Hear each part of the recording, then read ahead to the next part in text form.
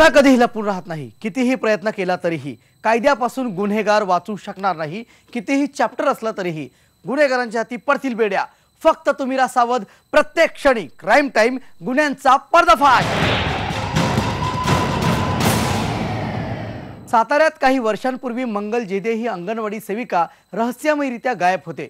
तिच्यापर्यंत पोहोचता पोहोचता पोलीस एका फार्म हाऊसवर पोहोचतात। 2 एकरच्या या फार्म हाऊस मधल्या नारळाच्या झाडाखाली खोदलं जातं आणि जे काही समोर आलं ते धक्कादायक होतं।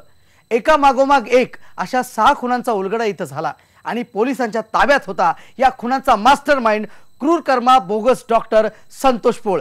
पाहूया serial killer bogus doctor Santosh पोळचा हा पोळखोल।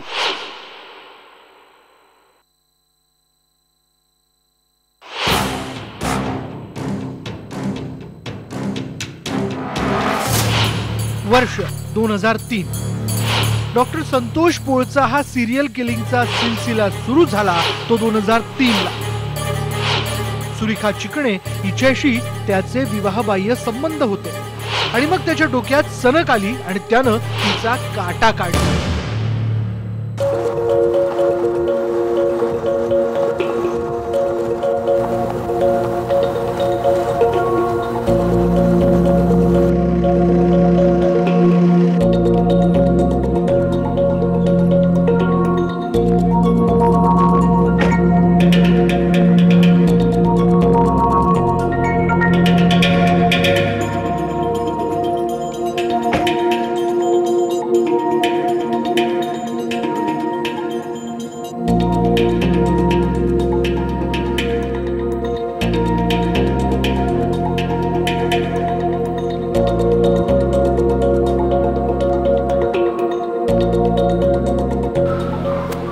काय तुम्ही असं करता नाही?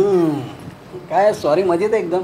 मग किती दिवसांनी आले? किती दिवसांनी आज वेळ काढलाय खास तुझ्यासाठी। आज फक्त तुझ्यासाठी वेळ काढलाय मी। खरं? येस, खूप खूप मजा करायची। हो। सरप्राईज आहे। कसलं? 1 मिनिट थांब, आलोच।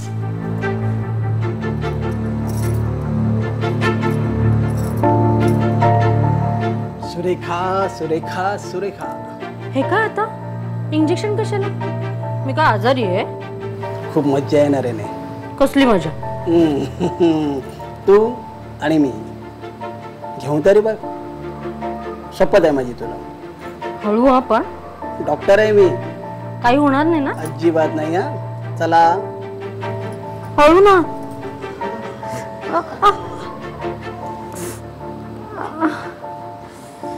झालं। बरं वाटतंय ना?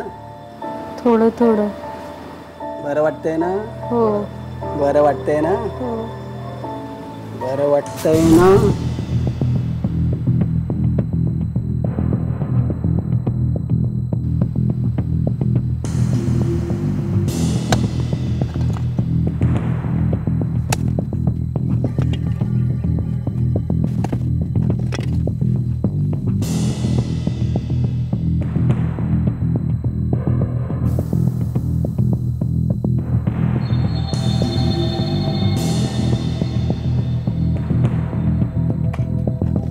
पैशाचा मोह आणि अनैतिक संबंधांमुळे त्यानं हा खुनी खेळ सुरू केला।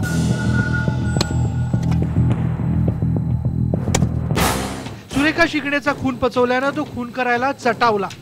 डॉक्टर संतोष पोळ तसा वागायला पहिल्यापासूनच विक्षिप्त होता। त्याच्या फटकून वागण्यामुळे नातेवाईकही त्याच्या जवळ येत नव्हते। वाईतील एका खासगी रुग्णालयात तो काम करत होता। कशी आहे तब्येत? काय त्रास? बरं वाटतंय ना आता? ताप वगैरे होता का तुम्हाला?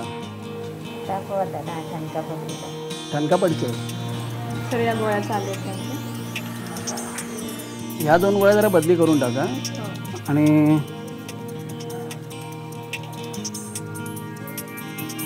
त्यांना इंजेक्शन देऊन टाकू आपण संध्याकाळी। ओके, चला। बऱ्या होणार तुम्ही। चला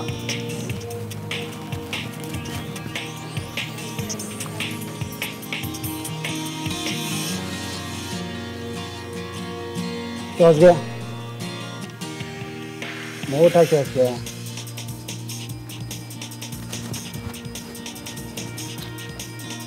कधीपासून ॲडमिट आहे ते? 2 दिवस झाले. पेशंट जेवत नाही मॅडम. जेवतो सर, थोडंसं जेवण त्यांचं कमी झालं आहे पोटामुळे म्हणून.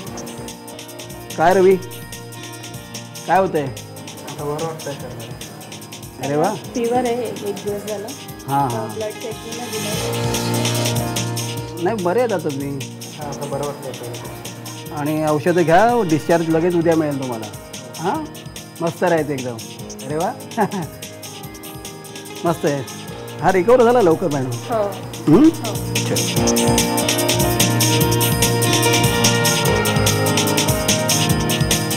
या.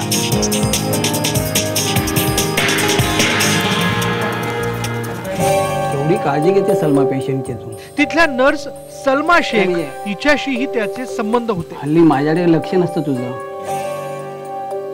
कळलं मला तुला काय म्हणायचं ते. आता दरवाजा उघडा असताना तुझं माझ्याकडे लक्ष कसं असेल? तिलाही त्यानं संपवलं. अनैतिक संबंध तर कधी पैशांचा, जमिनीचा वाद. त्याला जो विरोध करायचा त्याला क्रूरकर्मा डॉक्टर संतोष पोळ संपवून टाकायचा. जगाबाई पोळचंही असंच झालं. ए संतोष, माझी जमीन घ्यायला बघतोस काय तू? हा जगाबाई कोणी सांगितले तुम्हाला? कोणी सांगितलं? अरे वकिलाकडे जाऊन बघून आले मी. वकील सगळं. फसवतोय तुला. वकील फसवीत नाही मला, तू फसवतोस तू. समजलं का? अगं मला काय करायची तुझी जमीन?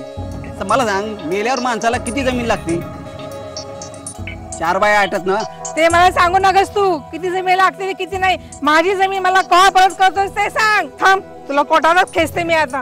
दाखवते तुला कोर्टात नेऊन काय तू कशी जमीन देत नाहीस माझी ती. अरे जगाबाई दिली जमीन, दिली जमीन. काय दिली तब्येत दिली बोलतोस मला आणि जमीन देत नाही. गिळून बसला माझी जमीन काय ती. गेली? दिली. कोर्टात तुला नाही खेचते तर बघ. माझी पण जमीन दिली तुला. काय तब्येत केली?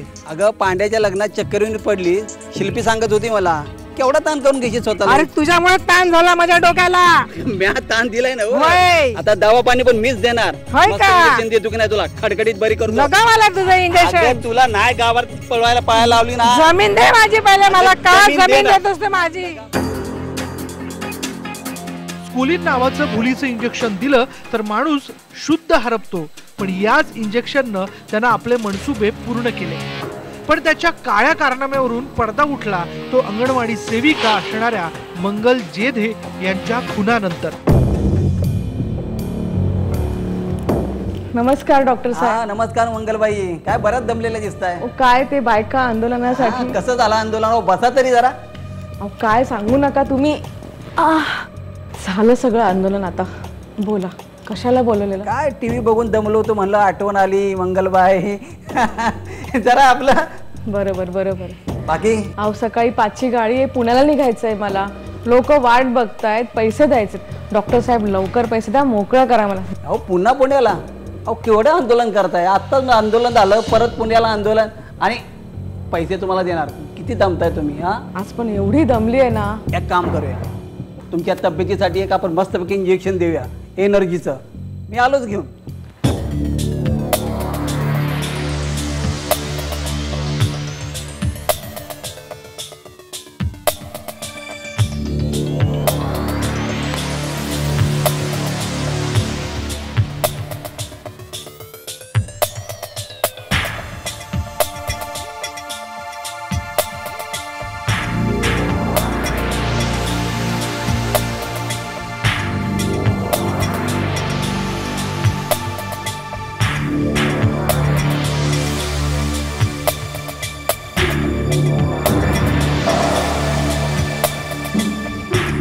चला, मंगलबाईंना पुण्याला जाऊन आंदोलन करायचं आहे.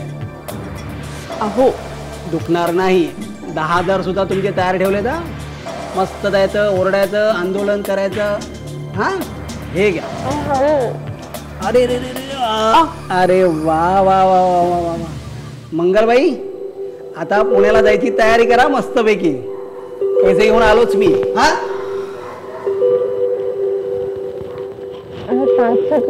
कर पैसे.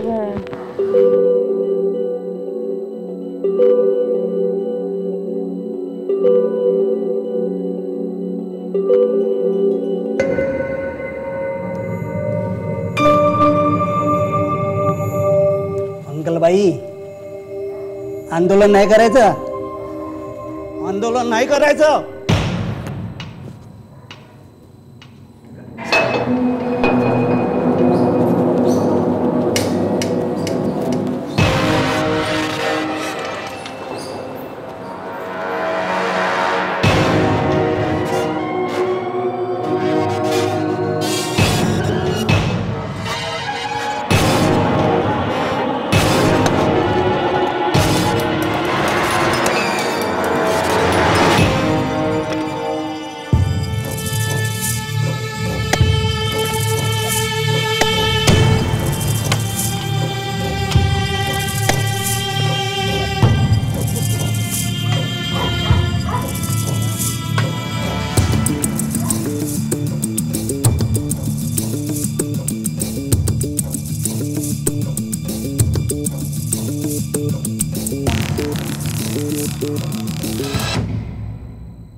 दोन 2003 साली त्यानं पहिला खून केला, सुरेखा चिकणेचा. त्यानंतर तो खून करायला चटावला होता, पण अंगणवाडी सेविका मंगल जेदेचा त्यानं खून केला आणि हा खून आपल्याला पचवता येईल असं त्याला वाटलंही. आणि अखेर पोलीस निरीक्षक विनायक वेताळ यांच्या तावडीत तो सापडला. पोलिसांनी कशा आवडल्या संतोष पोळच्या मुसक्या हे आपण पाहणार आहोत. पण आता वेळ झाली एका छोट्याशा ब्रेकची. तुम्ही कुठेच जाऊ नका, मी लगेच परततोय. पाहत राहा क्राईम टाइम, गुन्ह्यांचा पर्दाफाश.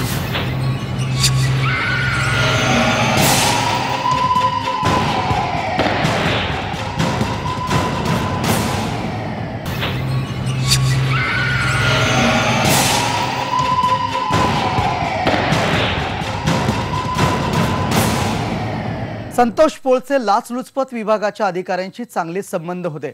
अनेक प्रशासकीय अधिकाऱ्यांना त्यानं गेम करून कारवाईत अडकवलं देखील होतं. त्याचीच मुजोरी तो अनेक पोलीस अधिकाऱ्यांना दाखवायचा. मंगल जेदे खून प्रकरणात त्याच्या मागे लागले होते पोलीस निरीक्षक विनायक वेताळ. विनायक वेताळ यांनी त्याचा पिच्छा पुरवला आणि उलगडा झाला तो त्याच्या सिरियल किलिंगचा.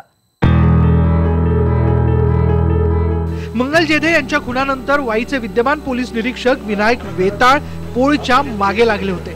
त्यांना गुंगारा देण्यासाठी पोळने स्वतःवर वार करून घेतले होते. तसेच वेताळ यांच्या विरोधात मोर्चा काढला होता. त्यामुळे त्यातून आपली सुटका होईल अशी त्याची आशा होती. पण पोलीस वेताळ यांनी पोळची पुरती खबर घेतली. यात त्याला मदत करत होती ती त्याची प्रियसी ज्योती मांढरे.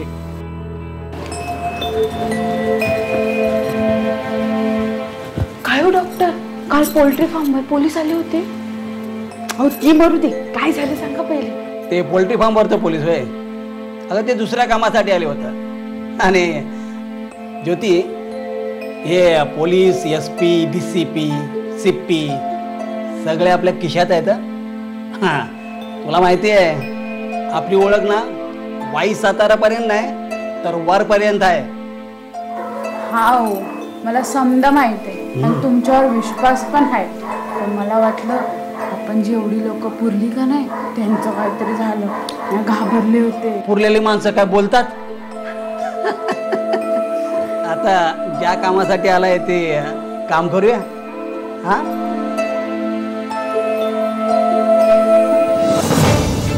तो कोणाचाच नव्हता. खून करण्यात तो इतका निर्डावला होता की त्याला या गुन्ह्यात काही अंशी मदत करणाऱ्या ज्योतीसाठीही त्यानं खड्डा घेतला होता.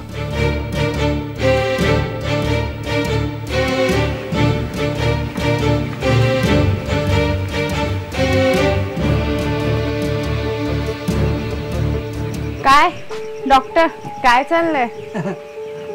नवीन पाखरं आलीत, त्यासनी खायला घालतोय. तेव्हाच हल्ली जुन्या पाखरांकडे लक्ष नाहीये. असं कुठे म्हटलं मी? अहो तुम्ही वागतायच तर तसं. नाही, काय हवं ते बोल ज्योती. काय नाही, थोडी पैशांची गरज होती. तुला कधी नाही म्हटलेत का मी? तेव्हाच आले हक्कानं मागायला. वा पुढं बंगल्यावर, आलोच आम्ही. बरं, मी होते पुढं, तुम्ही या.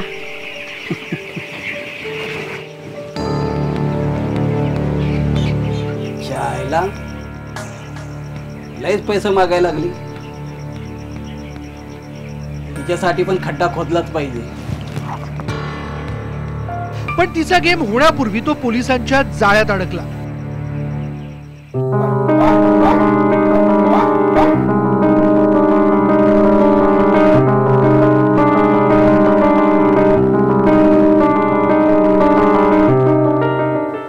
इंटरपोल. हा बोला. मंगल देठे प्रकरणात तुमची इन्क्वायरी करायची होती मर्डर केसमध्ये आम्हाला. नाही, माझी ओळख कुठपर्यंत आहे तुम्हाला माहिती आहे ना. तुमची ओळख कुठेही असू द्या हो, तुमच्या ओळखी नंतर सांगा. अगोदर पोलीस नियमानुसार तुमची इन्क्वायरी आम्ही करणार आणि करणारच. पुरावा आहे आमच्याकडे.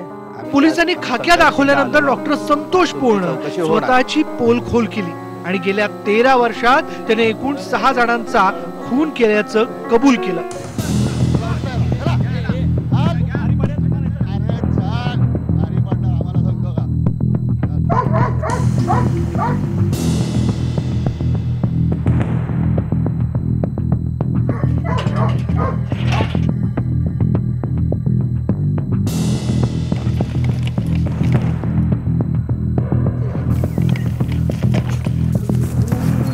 त्याच्या पोल्ट्री फार्म हाऊसवर त्यानं ज्या ठिकाणी मंगल जेधे यांचा मृतदेह पुरला होता त्याच्या शेजारीच आणखी 3 महिला आणि एका पुरुषाचा मृतदेह याच पद्धतीने पुरून ठेवल्याचं पोळने पोलिसांना दाखवलं. सुरेखा चिकणे, जगाबाई पोळ, नथमल भंडारी, सलमा शेख या 4घांच्या मृतदेहांचे सापळे पोलिसांनी उकरून काढले. मात्र धोम धरणाच्या खालच्या कृष्णा नदीच्या पात्रात फेकून दिलेल्या वनिता गायकवाड यांचा मृतदेह त्यानं फेकल्याचा दावा केला होता. पण त्यानंतर वनिताचा मृतदेह ही पुरल्याची कबुली दिली आणि तो मृतदेह पोलिसांनी शुक्रवारी बाहेर काढला. हे सर्व लोक 2003 पासून संतोष पोळच्या संपर्कात होते. हे सर्व पुरलेले मृतदेह पोलिसांनी बाहेर काढले असून केवळ हाडांचे सापळेच उरले. पण पोलीस त्याच्याकडून अजूनही काही रहस्य उलगडण्याचा प्रयत्न करतात. त्यामुळे क्रूरकर्मा संतोष पोळ आणखी किती रहस्य सांगतो हेच एक रहस्य. वैभव सोनवणेसह Tushar Tapase, IBN Lokmat, Satara. Crime time या लोकप्रिय कार्यक्रमातून आम्ही गुन्ह्यांचं किंवा गुन्हेगारांचं उदात्तीकरण करत नाही, तर गुन्ह्यांपासून तुम्हाला सावध करण्याचा आमचा हा उद्देश आहे. कारण आपण जिथं असतो तिथं आजूबाजूलाच गुन्हा वावरत असतो. ऐन मोका साधून गुन्हा घडत असतो. म्हणून काही आढळलं संशयास्पद, पोलिसांना कळवा बिनदिक्कत. आजच्या भागात इथेच थांबतोय. सावध रहा प्रत्येक क्षणी. पाहत रहा क्राईम टाइम, गुन्ह्यांचा पर्दाफाश.